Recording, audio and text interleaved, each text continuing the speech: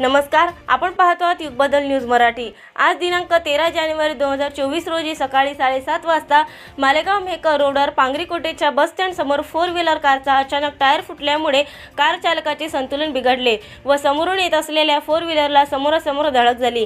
यामध्ये 3 4 wheeler car एकमेकांना भेटल्या। मेहकर रोडवर असलेले पांगरीकोटे बस स्टँडवर त्यामधली एक कार जाऊन धडकली। हा ॲक्सिडेंट एका कारचा अचानक टायर फुटल्यामुळे झाला।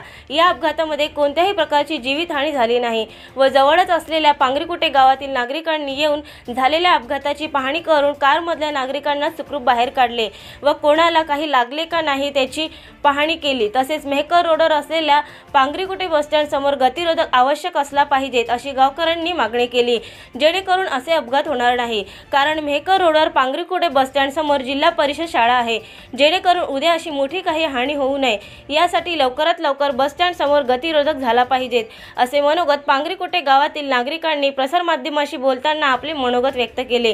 पांगरीकोटे गावाचे सामाजिक कार्यकर्ते केशव गायकवाड व गावातील समस्त गावकरी मंडळी व गावचे पोलीस पाटील प्रकाश पाटील कुटे या सर्व मंडळींनी शासनाला विनंती केली आहे की या बस स्टँड समोर 2 गतिरोधक लावण्यात यावी, जेणेकरून असे अपघात होणार नाहीत।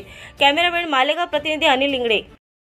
पांगरीकोटेवर जो ॲक्सिडेंट झाला, ॲक्सिडेंट इतका भयानक झाला परंतु कोणती जीवित हानी झाली नाही, त्याबद्दल मी ईश्वराचे प्रथम अभिनंदन करतो, म्हणजे त्यांना प्रणाम करतो। आणि सांगायचं म्हणजे तात्पर्य इथं एक गतिरोधक पाहिजेत। बार ग्रामपंचायतला पंचायत समितीला विनंती केली की बा इथं एखादं गतिरोधक असावं, परंतु कोणी दखल घेत नाही।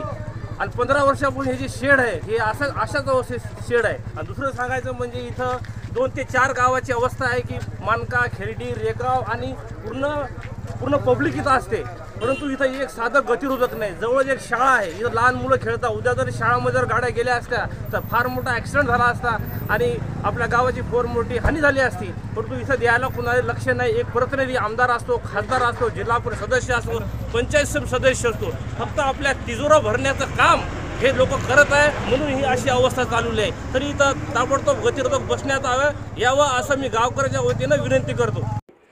नवीन अपडेट मिळविण्यासाठी चॅनलला लाईक आणि सबस्क्राईब नक्कीच करा।